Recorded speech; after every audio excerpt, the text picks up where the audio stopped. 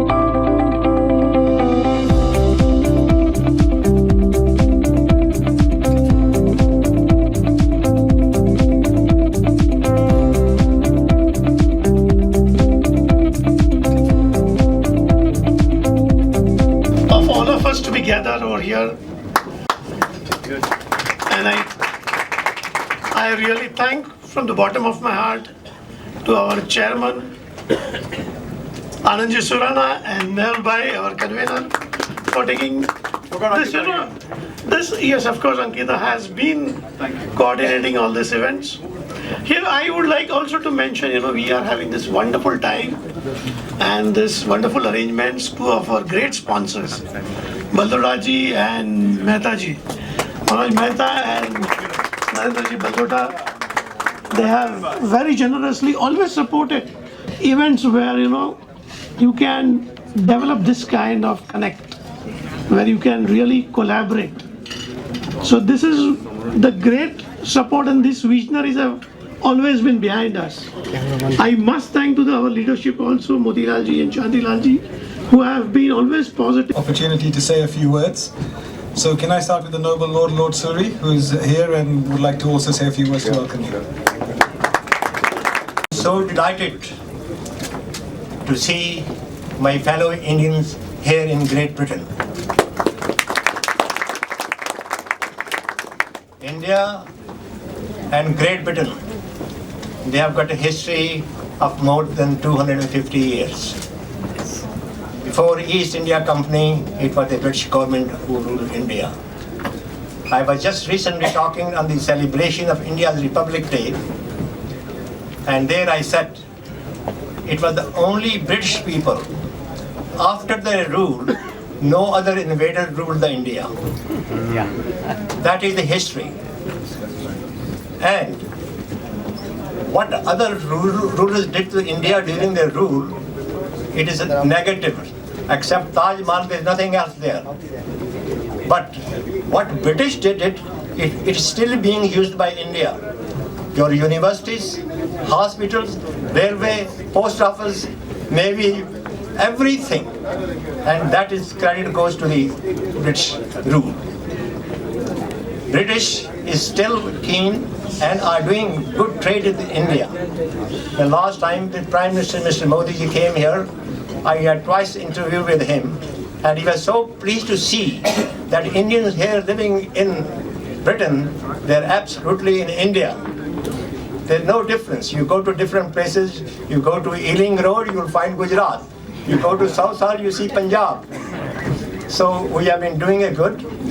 And I've been told by some of you who have been here, they've given me a lot of cards here, that you are all over the world, 25 foreign countries, and then rest from India.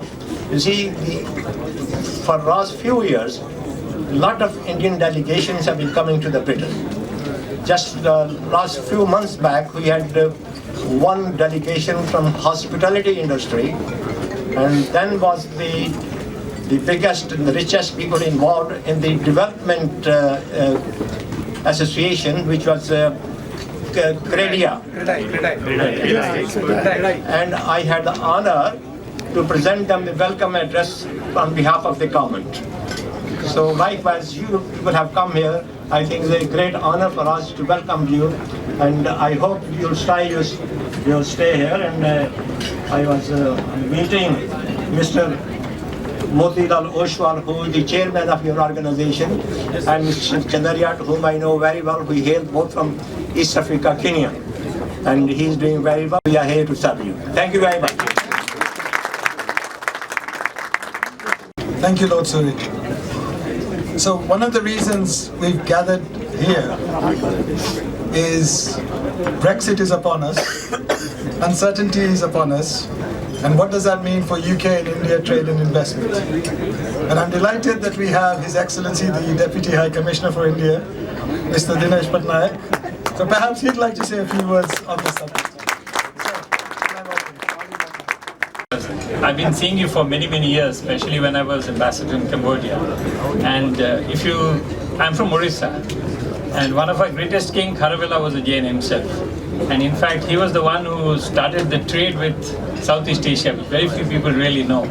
Most of you Jains should know about it, because your trade with the world actually started from Orissa, which is my home state. But apart from that, I'm happy because you are here at a time when the global economy is not doing that well. And all of us, whether we are here in UK, where Brexit is the big thing everybody's talking about, or in the US where nationalism is rearing its head, or in India where the economy is not doing as well as it should be doing. We are all going through this troubled times where the economy is concerned. So it's good that entrepreneurs like you, businessmen like you, are getting together at a time when we need to give a fillip to the world economy. Now the point is, UK-India relations, Lord Suri was very kind to talk about the good things the UK did. I'm not going to go into the other things that the UK did in India, which is a different matter. But the point is, today we have a great relationship, a relationship of equals. In fact, UK is the 4th largest investor in India. It's the 2nd largest G20 investor. But India is the 3rd largest investor in UK. Oh. And if you add the real estate sector, which we don't have exact figures about, we are probably the first investor in India. But the point is, not only that, we are the 2nd largest job creator in the UK. Among all foreign countries, we are the 2nd largest job creator. So in a way, we are giving back to the UK what it did. But more than that, we are colonizing parts of UK, which is, like you said, we have already colonized Ealing and Southall. And now we are looking at colonizing Mayfair, which is the story of the Indian movement in the UK, in which I always call it the movement from Southall to Mayfair. Today, Indian businessmen, Indian trade organizations, Indian business organizations are very well liked and appreciated in the UK. In fact, the moment Brexit happened, the first thing that the government of UK did was to look for a free trade relation with India.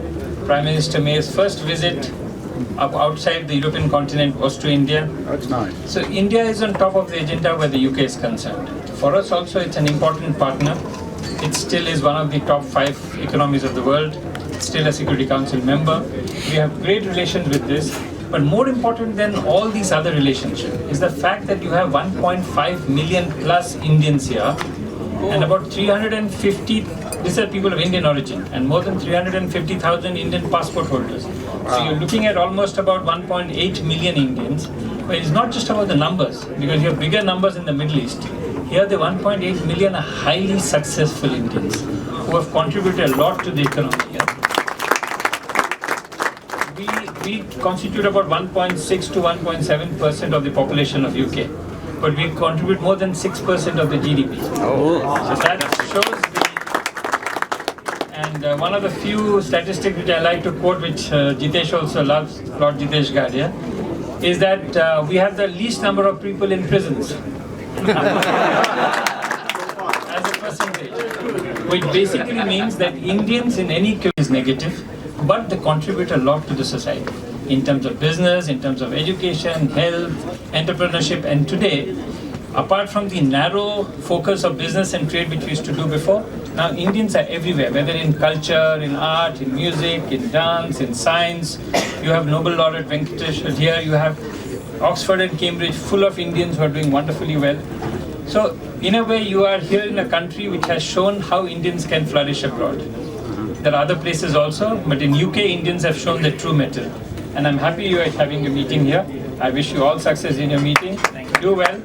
And like I told somebody on the way, they told me, are you going to the House of the Lord? I said, no, I'm going to the House of Lords. They said, but isn't this the House of the Lord? I said, the Jains have a House of the Lord which is different from the House of the Lords.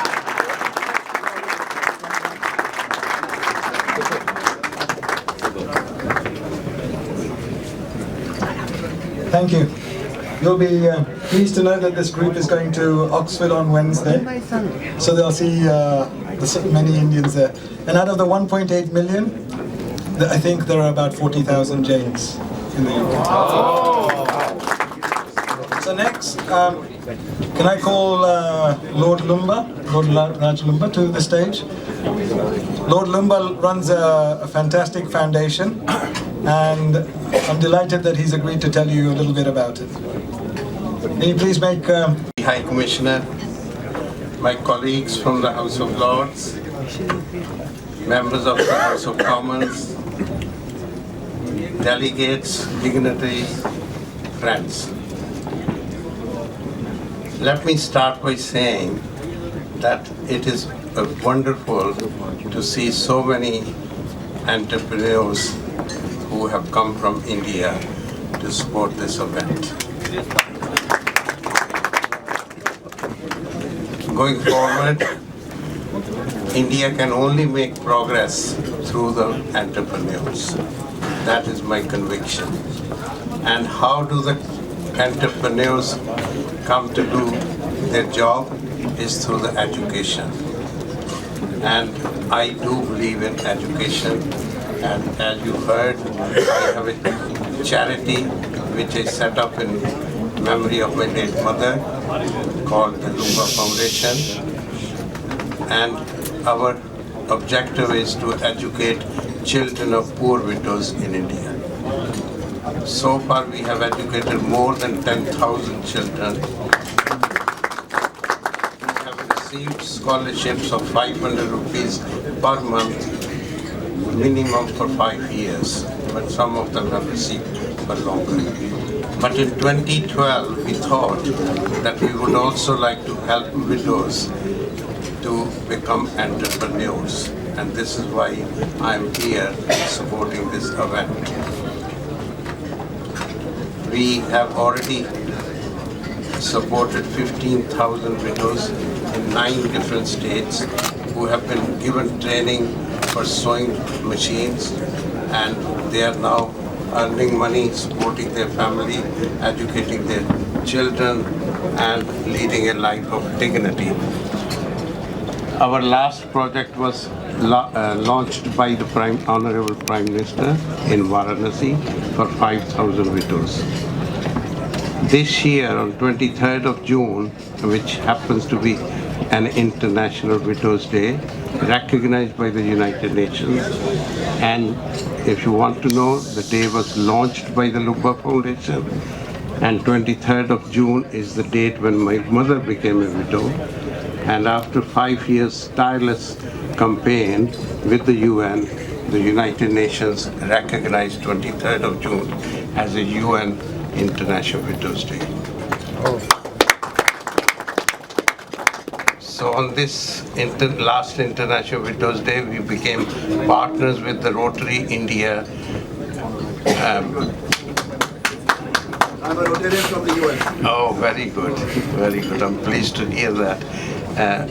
Rotary in India organization to empower 30,000 widows in India, 1,000 widows in every state of India. So that is the project which we would like to be completed as soon as possible.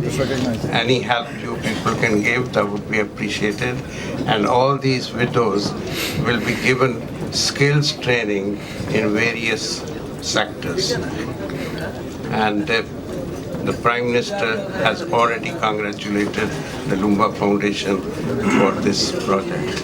So, as there are some other speakers waiting to speak, I would just say once again that it is my honor to speak here today and meet all of you, and please have a good stay in London.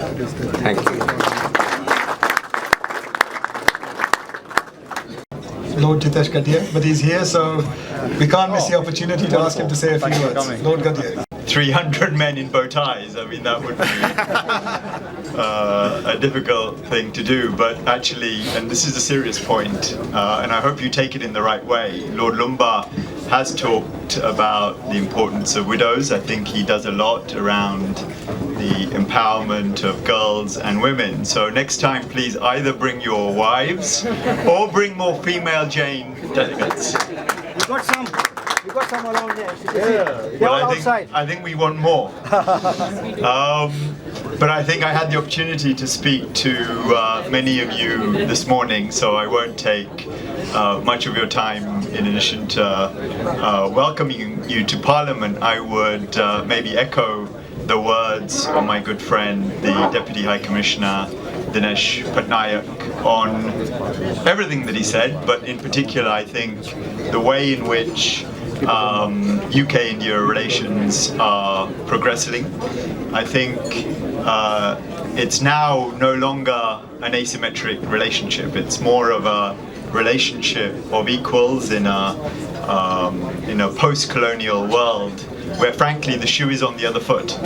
India is the one that is the attractive bride and has many more options, and the UK has definitely stepped up its engagement effort with India as India itself is at a crossroads, and particularly as you head towards 2019 and the next Indian election, in advance of which I think clearly Prime Minister Modi is seeking to step up a gear in terms of economic reforms. And I would also echo his comments around the contribution which the Indian community, the 1.6 million Indians in this country, make across all fields of life. And just to add to some of the statistics, if you look at the data from the General Medical Council, of the 280,000 registered doctors in this country, 12% are of Indian origin. That's 5 times our representation in the population. And if you look at dentists, opticians, pharmacists, that same pattern is replicated. And the bit that Dinesh didn't say about the fact that we are only 0.5% of the prison population, which is proportionately 2/3 below our representation in the population, the lowest of any section of society, is either we're extremely law-abiding or very good at not getting caught. So long may that continue. But once again, it's a pleasure to have addressed you this morning. It's great to welcome you here in Parliament. I wish you every success with the rest of your trip and visit to the UK, and look forward to seeing you on future occasions. Thank you very much. I'd like to invite Dr. Mohan Kaul. Dr. Kaul was formerly the Secretary General of the Commonwealth Business Council, so I'm sure has strong views on Brexit and UK-India trade, but more recently he's working on building hospitals in India, and I want you to hear about that. Dr. Kaul. Said, and I have nothing much to add. Just to reiterate that India definitely is on the top of the list in UK as far as business is concerned, government is concerned, professionals are concerned. So India remains to be a very, very important destination for UK businesses. Similarly, I think as Indians and Indian businesses, UK is definitely the best location globally for Indian businesses. As a Brexit or no Brexit, UK will still remain a window to Europe, window to rest of the world, window to Africa. If you see a lot of Indian businesses who are now here, large or small, they are doing business globally from here. I mean, they are in mining, they are in financial services in Africa, in US, in others, globally working from here. So I think you should look at UK definitely as a destination which will be helpful in global businesses and global expansion from India. Other thing is that whatever Brexit or not Brexit, UK will continue to be the financial hub of the world.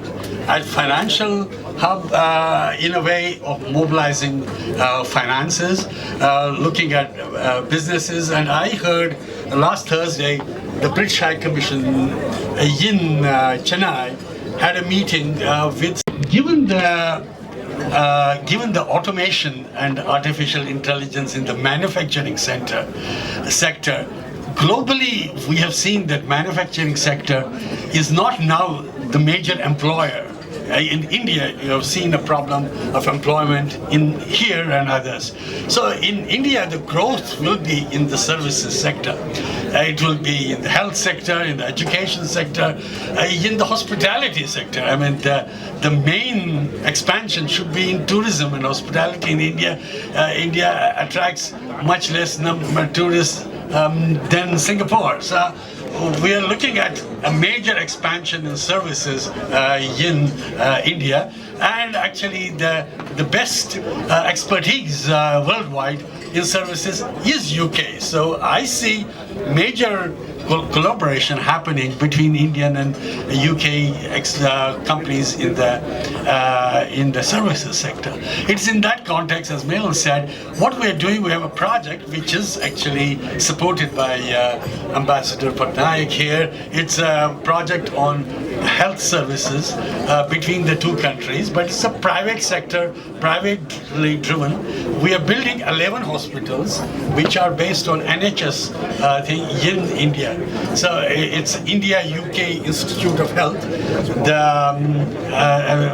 NHS branded hospitals like King's Cross will be the first hospital which will, and the 4 hospitals that we construction will start is Nagpur, Hyderabad, Amravati and Lucknow in next 2 years. And but 11,000 bedded hospitals, 250, 500,000, and so we're looking at an investment of about $5 billion, 5,000 beds. And tremendous job opportunities for nurses and doctors and others. These are going to be medi-cities, and the government of the state governments are giving the land, not free, but at a lower price.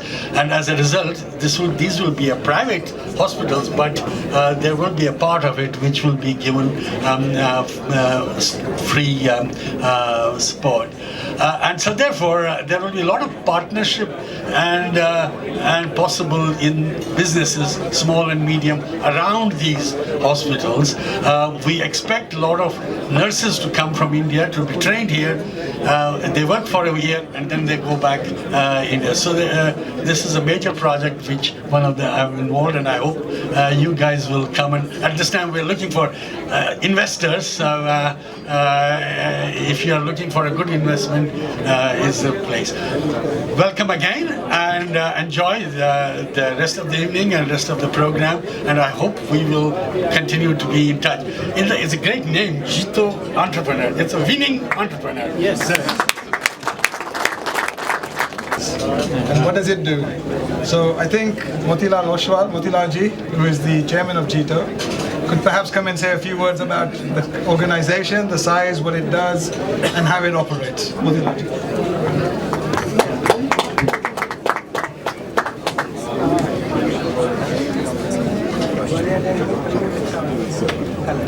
Honorable Lord Suri, Lord Ghadia, Lord Loomba, and His Excellency Mr. Patnaik.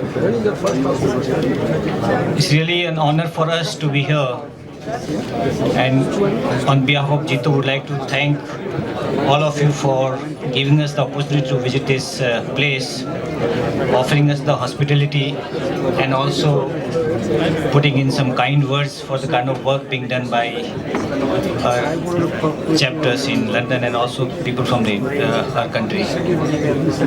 So we have now today delegates from 23 countries here who are members of our fraternity.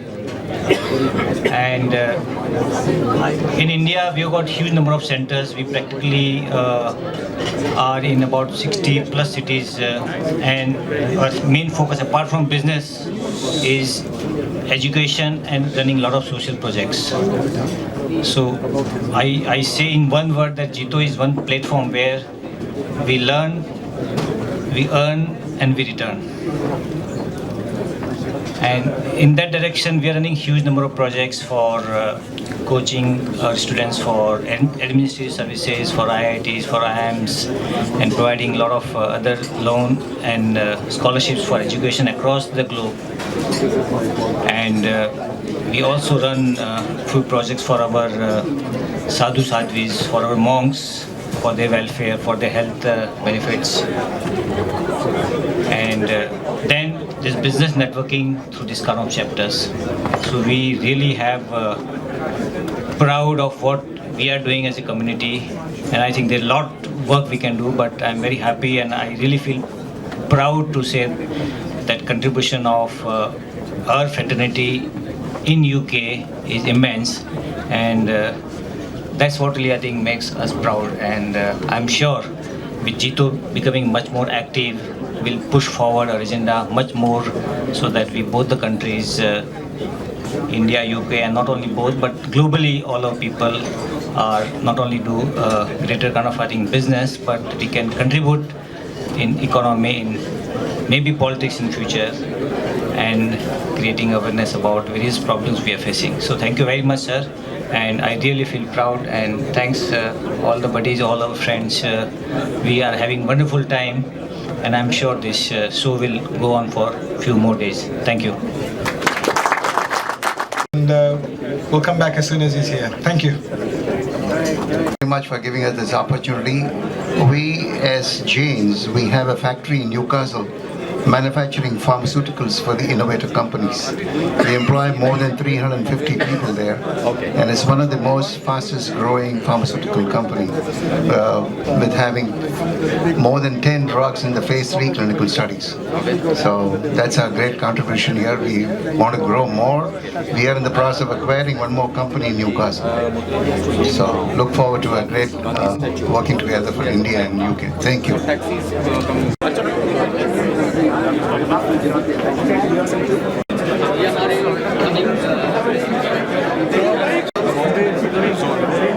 There's anything, information, I can talk to the right people now after 16th of May. That's my first meeting.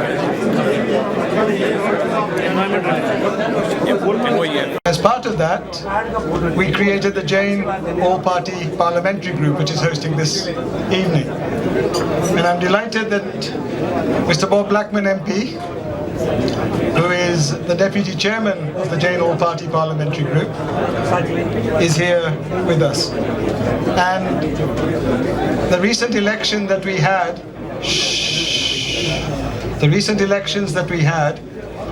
we had a Jain manifesto. I believe it's the first Jain manifesto we've ever had in the UK.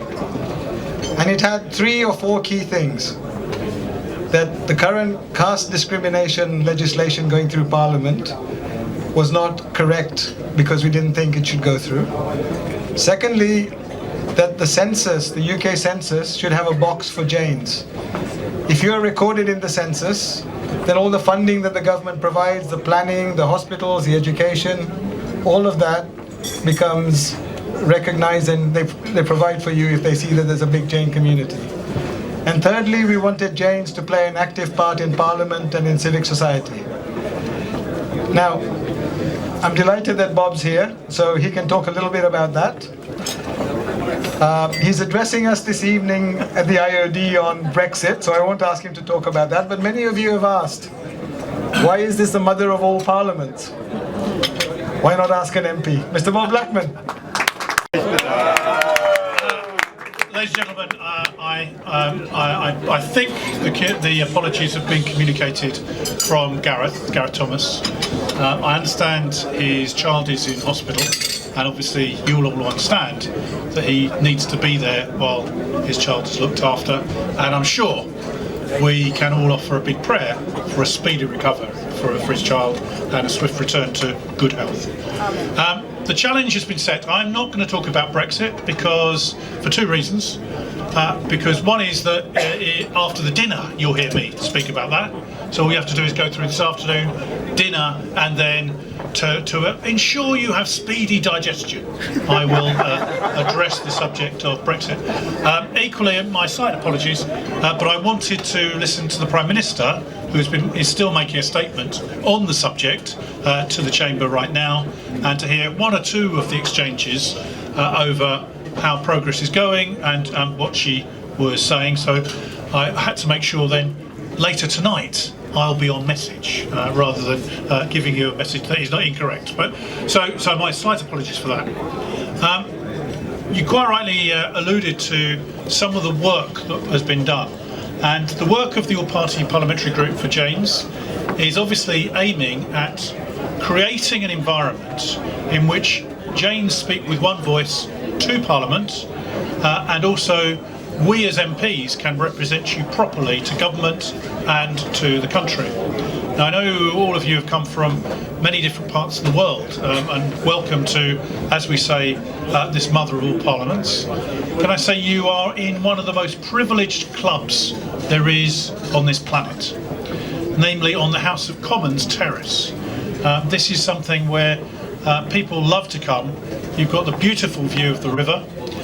You'll also see out there, this is one of the most dangerous places in the world in terms of security. Not real buoys, they're buoys that float in. That has protection to prevent boats coming close to the terrace and prevent access for potential terrorists. This is one of the top security targets in the world for terrorists.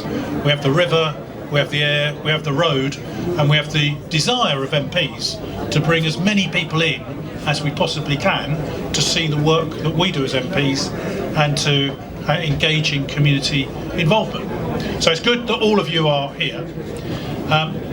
In terms of the caste discrimination legislation, just if I can touch on that, this has been a thorny issue in Parliament for the last 7 or 8 years. Legislation was passed and is on the statute books which would outlaw caste discrimination. The issue is at the moment is, should that legislation, which already exists, be enacted? I have been at the forefront of the campaign to actually get this struck off from the statute book for the simple reason that it's divisive, it's ill thought out, and it's completely unnecessary in the United Kingdom. The sad reality is that I have been in public life for more than 30 years and I've never ever had a single case presented me of evidence of any caste discrimination whatsoever. And by the way, my constituency of Harrow East has a majority of so-called ethnic minorities. So 45% of my population are from the Indian subcontinent, 36% alone from the state of Gujarat. So I do have quite a wide knowledge of this particular aspect. So we've had the government. I forced the government to come to a consultation on the issue. The consultation closed a couple of weeks ago, and now the government have to analyse the results that have come in from the community and come to a view on what the government will do and recommend for the future. So that's where we're at. Equally, I think it's important that we get this right, because in this country we pride ourselves that anyone can aspire to be anything they choose to be and not suffer discrimination, regardless of race, creed, colour, sexuality or sexual orientation. Whatever they are, they should be able to acquire their greatest status in life because of the hard work, not because of who they are. And I think that's quite critical in this country. And we've got a position whereby large numbers of people who've chosen to make this their home have aspired, arriving with virtually nothing, and are now multi-millionaires running incredible businesses which contribute directly to the wealth of this great country. And of course we want people to continue to aspire to do that. Now I've set the challenge on why is this the mother of all parliaments? Quite a challenge, because we date back to 1215. It's not 1215 this morning, but the year 1215, when the reality was this country was run by the king and by barons who owned all the land, owned all the people actually, and they came together to say, we no longer want the king to actually dictate everything, the barons wanted to dictate everything instead. So we got the balance between the landowners and the king. Time went on, and then in about 400 years later we had a civil war which erupted between the power of the king and the power of Parliament. That ended with the king losing his head, literally, and Parliament then asserting its right to rule this country. And ever since then, we had that short period of time before we got to what we call a constitutional monarchy. So the monarch sits as Queen Elizabeth II sits as the Queen of this country, our head of state. She can only come into certain parts of Parliament. She's not allowed to come in to the House of Commons. She's not allowed to go beyond the doors of the House of Lords. And so we have the tension of the Queen as head of state allowing Parliament to sit and make the laws, and at the same time Parliament actually asserting its right to make laws and to rule the country. We have an executive, which is of the government, and at the moment we have 650 MPs. There is a plan to reduce that to 600, but I suspect that won't happen, that will carry on with 650. And we have a House of Lords which has of the order of 850 members, and that sort of changes periodically in terms of nominations. These days, the House of Lords is very largely nominated by the Prime Minister, Leader of the Opposition and the other political parties, but also ordinary citizens can be nominated to become members of the House of Lords. It is a revising chamber. Its aim is basically to look at the government's programme, look at the legislation that's coming forward and say to people, MPs in particular, look, I think you haven't got this right. Perhaps you'd like to look at it again. And the whole process of making law in this country starts from the government and then stems through legislation that the House of Lords look at in detail and then maybe send back as appropriate. But in the end of the day, the elected House, the House of Commons, will always get its way. So that's our process of legislation and our legislature, and also the government, which is accountable to the Houses of Parliament. We've just recently had a general election in June 2017. That was an unusual occurrence now because we have what we call a fixed-term Parliament Act. So the Parliament should exist for 5 years between elections. This was exceptional because the Prime Minister decided she wanted to call an election, but for the first time ever, Parliament actually voted to have an election. Normally, before now, it has been the Prime Minister's gift to say, I want an election, he or she would go to the Queen, call an election, that was it. Now Parliament must give its consent to holding an election, and that's a very important principle now that has been taken out of the hands of the Prime Minister directly. So that's a kind of way we're doing things. But taking up the challenge, if anyone's got any questions about how Parliament works, then I think it would be a good time to take them. In terms of international trade, I'm hopeful that our Minister of State will be with us very shortly to talk about the opportunities there are for international trade and the opportunities going forward post-Brexit. But I'm very happy to take any questions about the Jain community in the UK, how Parliament works, or anything else. But let's park Brexit for the moment. Which means stunned silence. Yes, sir. It sounds like very progressive to have, even if it's, why not just let it be there? What's the problem with it? The problem is talking about 30, 40, 50 years ago now. The reality is we're on at least the fourth generation, if not the fifth generation, of people that have been born and brought up in this country. And caste consciousness in this country has virtually been eliminated. The big risk is that we would recreate caste consciousness in this country again. So, to give an example, in order to make sure that employers weren't weren't discriminating on caste basis, they'd have to monitor everyone. So not only would you have to fill in your country of origin, you'd have to fill in your religion, but you'd have to fill in your caste as well. So that straight away that would immediately add an extra dimension. Most young people don't have a clue what caste they belong to, and so we would have a position in employment terms where that would be the case. Mum, Dad, what caste are we when they first join a firm? And then there would be a discussion leading to an interesting dilemma. Equally, in schools, we'd have the same problem. To prove that discrimination was not taking place, monitoring would have to take place. So it would be extremely divisive when we're trying to break these barriers down. I would never ever defend a position where anyone is discriminated against on the basis of caste.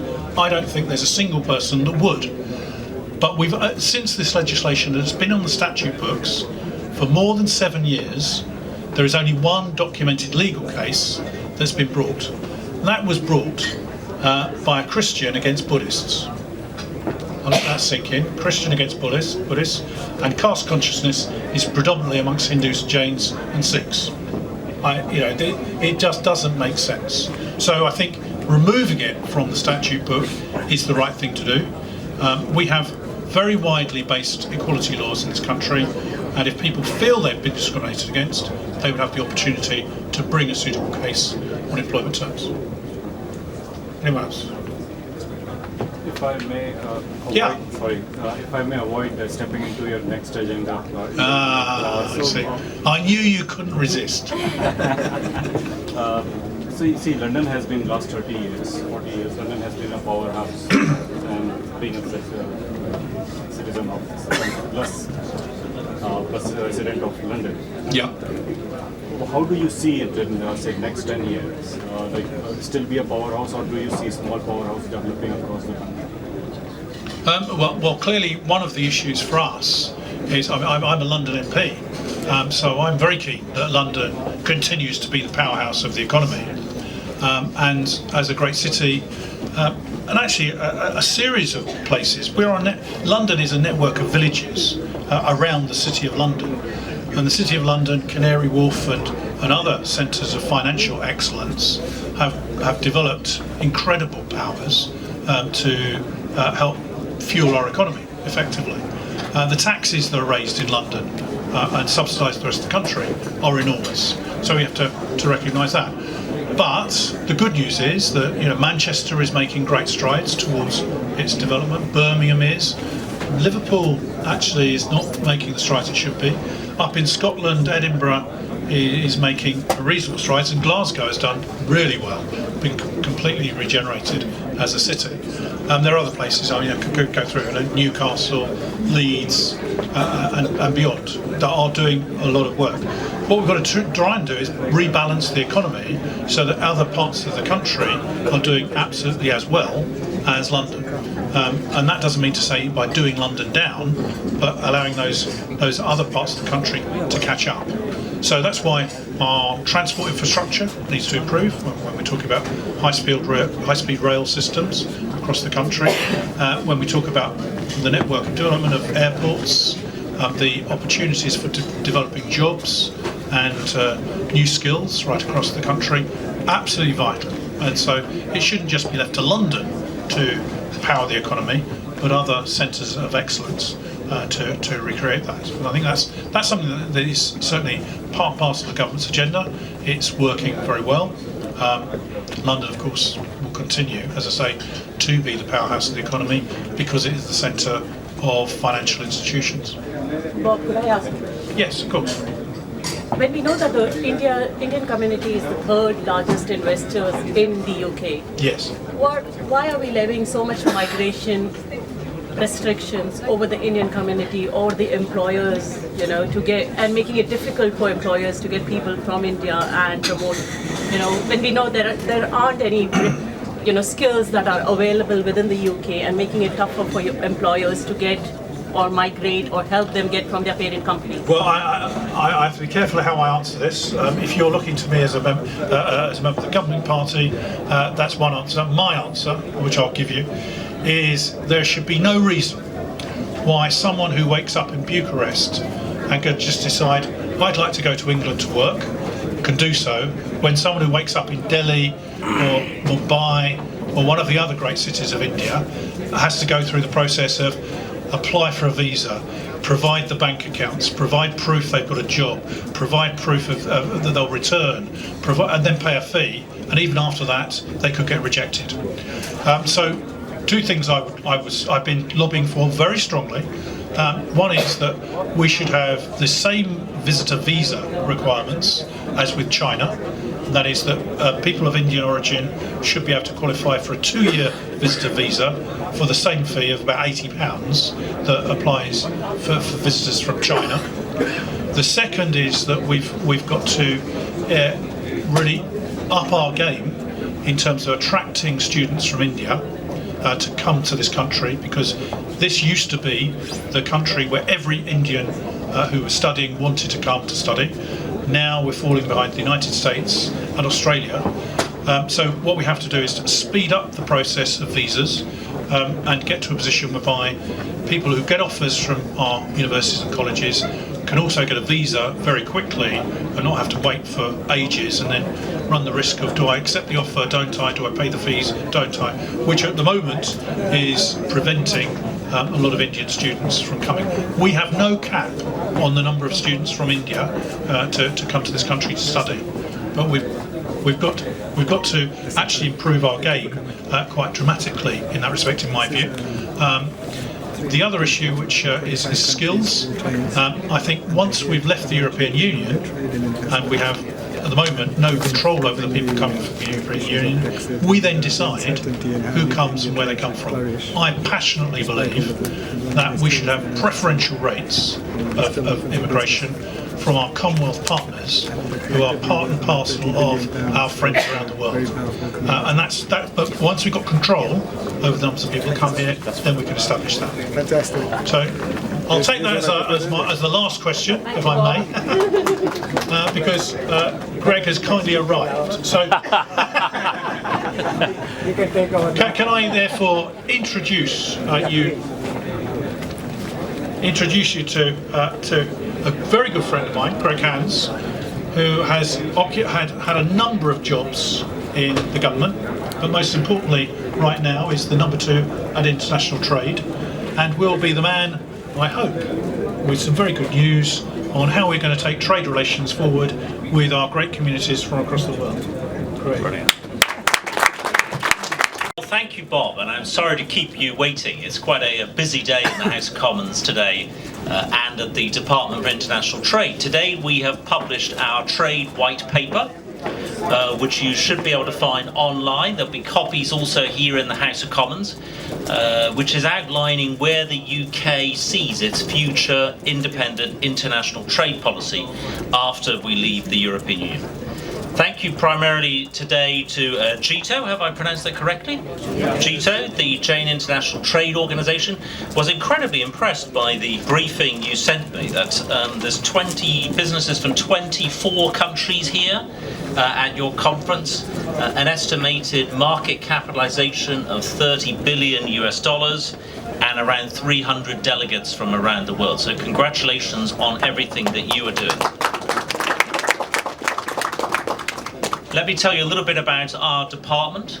Our Department for International Trade was founded as a direct consequence of the Brexit vote last summer, the summer of 2016.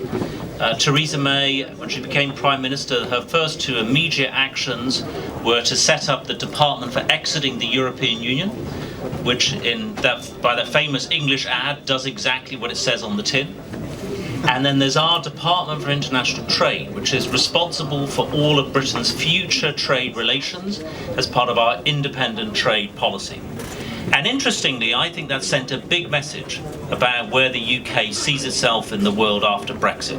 Because we hadn't actually had in this country a government trade department for more than 10 years.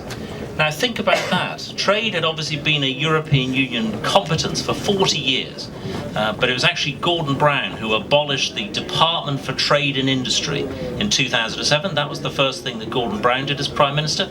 The first thing that Theresa May did as Prime Minister was to restore trade absolutely to the heart of government, and that I think is something that should be applauded. And she's been clear that the UK trade for the United Kingdom will be at the centre of everything that we do. If you read or listen to any of the Prime Minister's speeches over the last year or more, it's all, every time on foreign policy has included a section on the UK and global free trade. She has said that the UK will be the most passionate and the most compelling advocate anywhere in the world for free trade. Now this comes at a time where free trade is being questioned in different places around the world. We want to make sure that the UK is not one of them.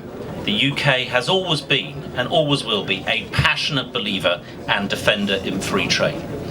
My department has got 3 objectives: to increase exports, to boost two-way investment, and to make sure we've got the means to, in trade policy, to have the ability to have our future independent trade policy. Let me just say a little bit on each. On exports, The UK, we're not doing well enough as a country on exports. We have some phenomenal exporters, many exporters in India, for example, from the UK, doing incredibly well. But as a country, we need to be doing more.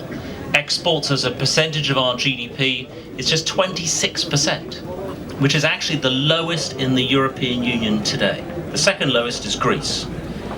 And I think we need to be doing much more and need to be doing better on exports. On investment, actually the UK has the opposite picture. We are the #1 in Europe. We are the #1 country and market in Europe for foreign investment coming into this country. And the reason they come here are all kinds of reasons.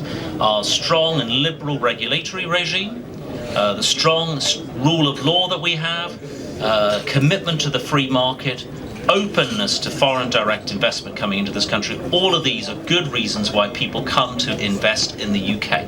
We need to not be complacent. We need to make sure we remain the #1 destination.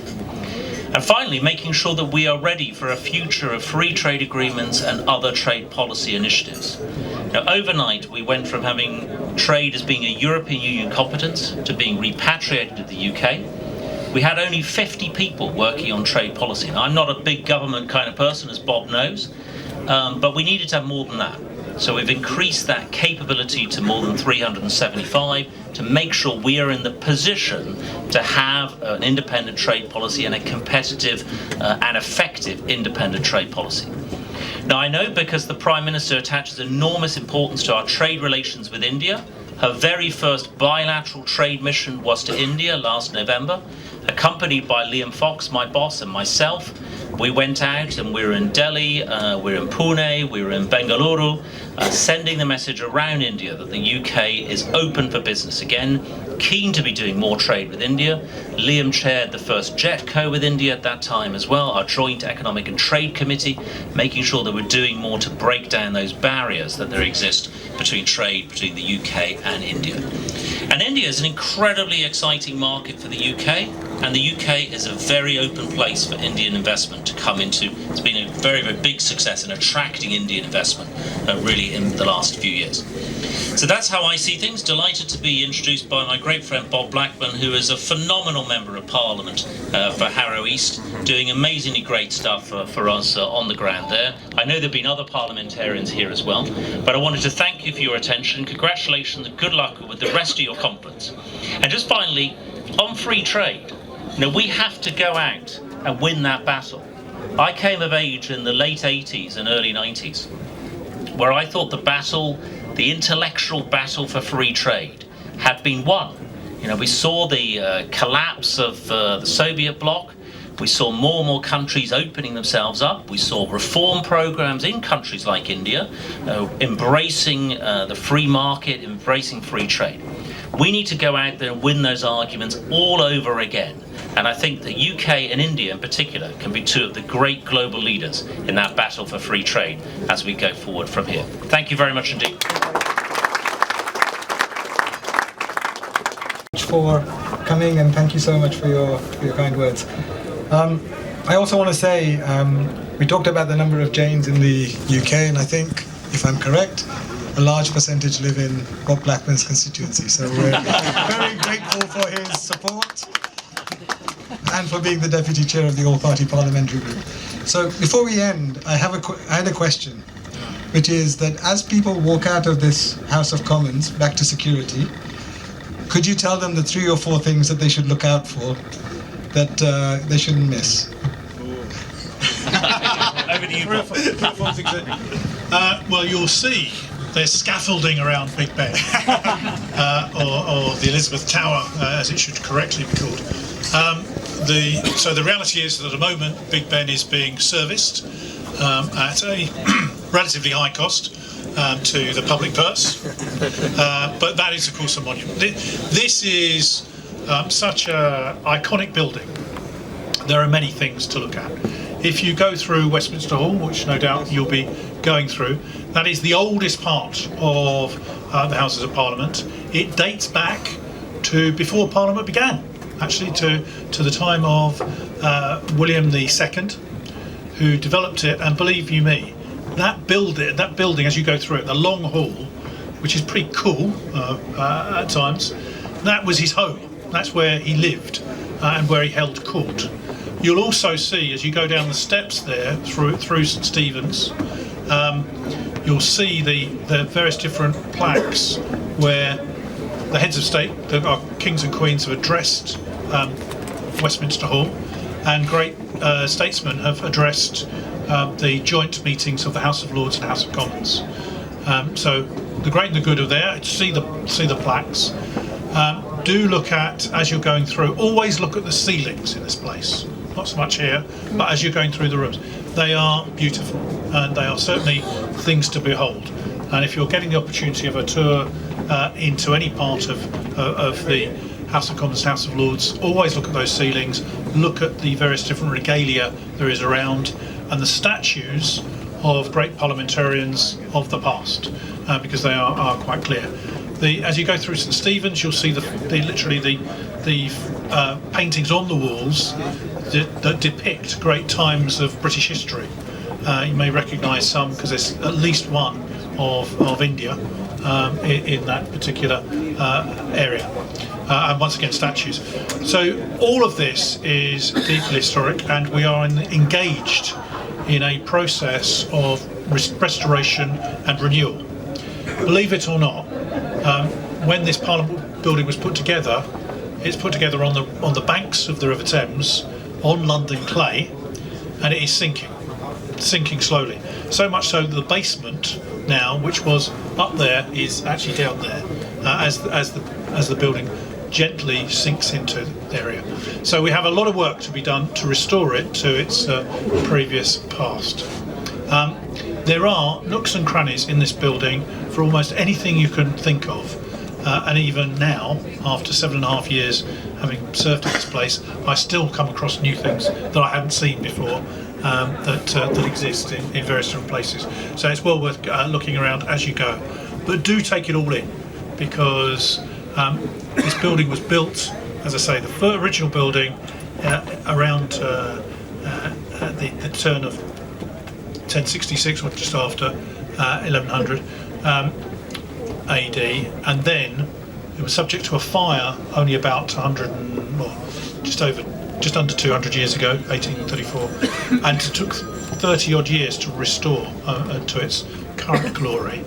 And there's now currently a process of restoring it once again. So always look around, and if you actually, the security people, if you want to ask them, they'll always answer things, but just be careful. The one thing I would just do not try to take pictures unless it specifically says you can take pictures, because the security men do have guns.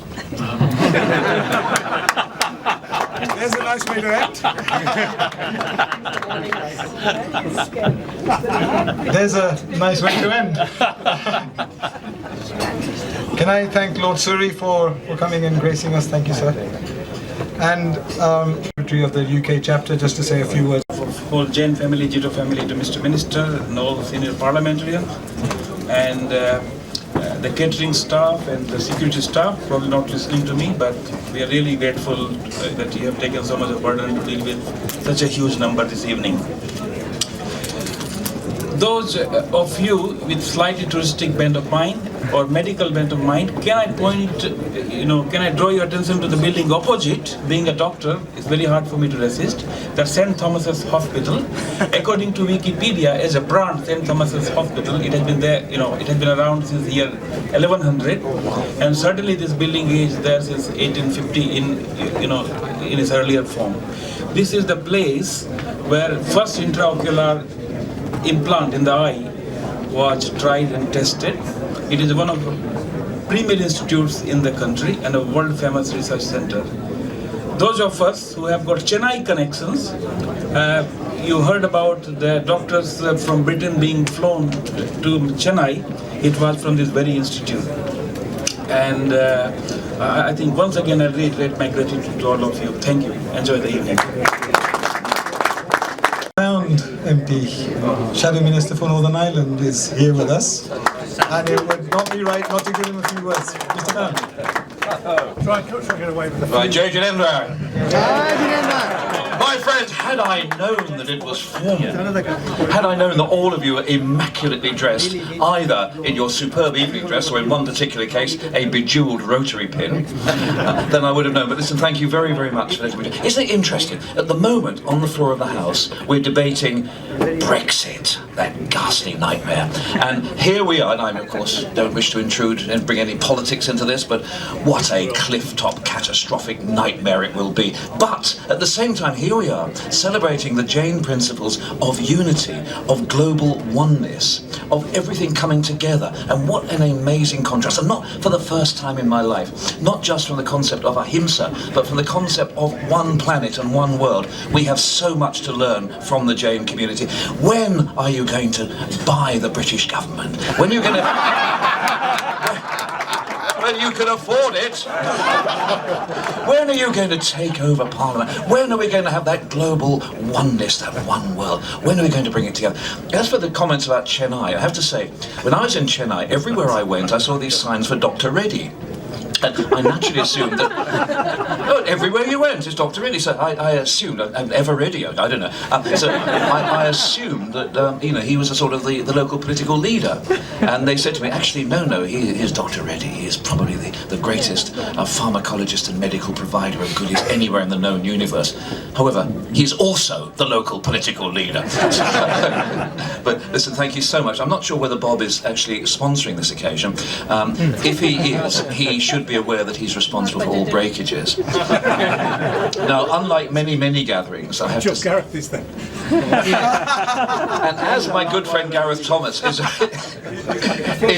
sponsoring the occasion, all I can say that there will be, this is one of the few occasions when there will be no drunken rioting. There will be no glasses being broken, because here the stimulation you get is not from some ghastly chemical or alcohol. It is from within you. It is from that great glorious spirit. And I have to say, as someone who actually celebrated Ahimsa Day once in New York by the Gandhi statue, and then I suddenly realized that one of the amazing things about the global Jain community is wherever you go in the world, there is some representation of what you stand for. There is something there which actually links it all together. And if Gareth Thomas were here, I very much hope that he would not actually refer to the occasion when we had a APPG meeting, and I was going into a paean of praise for my great admiration for the Jain community, particularly their magnificent building in Harrow. Somebody said to me, I think that's the Zoroastrians. I said, it might well be. That was last week. Who knows what this week is? So you're very, very fortunate to have Greg Hands and Greg and Bob, and I have to say, my admiration for your community. Was there ever a harder working or more successful group of people on earth than the Jain community? And listen, I'm Irish. I know what jealousy means. And the amazing thing is, my mother, as some of you know, was brought up in Pune. My grandfather worked in Gujarat in the cotton mills in a very lowly level, though we tried to pretend he was a manager. But my mother used to tell me about when she used to see the Jain people covering their mouths and how they wouldn't eat food from below the ground. You have been true to your beliefs. You have been so strong in your beliefs that you have unwavered. You have not changed, you have not broken, you have not bowed in the wind like many politicians, excluding my two good friends, who represent the forces of conservative darkness on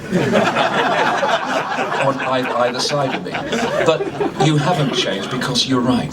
Because the one world principle of Jainism is a principle whose time has come, just as the principle of ahimsa, that most beautiful word in any language, ahimsa, peace.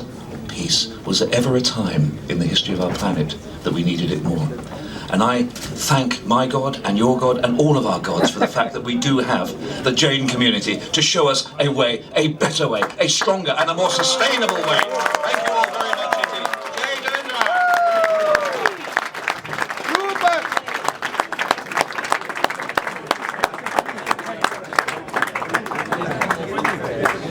And with that, ladies and gentlemen, it remains for me to say thank you, Minister. Thank you, Bob Blackman, and thank you for organising the Minister. And what can I say about Stephen Pound? Thank our God that we have a Stephen Pound. And thank you all so much. We will be leaving here in 5 minutes to head back to the coaches, and then we're at the Institute of Directors for dinner, so I hope you look forward to that. On the left-hand side, you'll see the House of Lords. On the right, you'll see the House of Commons. There'll be police there, so you can't go in, but just peek through, and you'll see what it looks like if the doors are open. So they're closed. And we will gather in Westminster Hall, where there is a souvenir shop. We can take everyone up the stairs through Central Lobby, through St Stephen's to Westminster.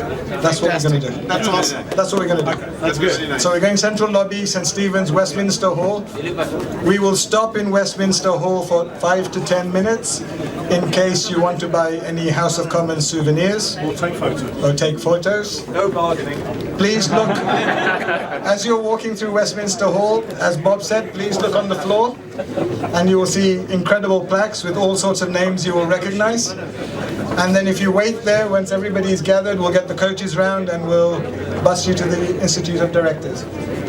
So you have 5 minutes, have a good time, and we'll see you soon. Thank you. Since you have 5 minutes, and I would like to respond to the Jain principles, Stephen. No, I'll just like to respond on Jain principles beyond ahimsa. A lot of people know Jain principles on ahimsa. Jain principle fundamentally is a way of life where we say the vision, purpose, and philosophy is called darshan in Hindi.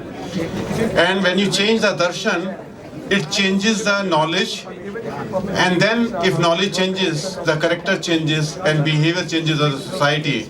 So Jain religion and Jain philosophy start from the darshan first, philosophy first, thinking first. It's the only religion which starts from the thinking first and can then go to character rather than a character first, like 10 commandments or anything do's and don'ts. It doesn't talk about do's and don'ts because darshan, once it is right, you don't need a do's and don'ts for it. Secondly, innovation and creativity is an outcome of difference of opinion. The parliament which you have set it up over here is because of the difference of opinion, because that difference of opinion creates a better way of managing the people, managing the law, and that's how the things comes in. In Jainism, it's called anekantvad. Anekantvad is a principle of difference of thinking and encouraging the difference of thinking. It's an obligation to dissent rather than an art of dissenting. And that's anekantvad is all about. Third thing about the principle is about risk-taking, which is good for everybody. When Britishers went to India to explore new things, whenever you explore new things, you need a risk-taking. Risk-taking comes from the two principles. The principle of Tyaga and principle of Aprigraha. Aprigraha is a principle of non-attachment. It's not a principle of detachment. Non-attachment of possessiveness is called non-attachment. Detachment is non-participation into the action, while with non-attachment you still participate in attachment, which is the third part of the risk-taking. Fourth part is continuous learning, which is a part of 21st century. I would say what Mahavir 2500 years back has spoken about the learning culture, we still are more required for learning culture, and that is called tapa. The tap, the penance. Penance is about, external penance is about discipline, which is called bhaya tapa. And antatapa is called learning, which starts from paschatapam, which moves to vinay, which moves to vayavach, which moves to vyasar, which goes to swadhyay and dhyana. And that's what is all about learning, lifelong learning. And finally, the ahimsa, which is, people know Jainism as ahimsa, I say it's a principle of collaboration, principle of networking. Because with ahimsa, when you don't think negative about anybody, it's not about what you do negatively about somebody or take an action about hinsa. It's about at thinking level, at thought level. You should not be thinking negative about somebody. If you don't think negative about somebody, you will be a friend of somebody else, and that's where the ahimsa comes in. So all the 5 fundamental principles of Jainism is applicable to way of life of running British Parliament, running your personal business, running your day-to-day activity, and all are connected into our Das Lakshana. Thank you very much. Great.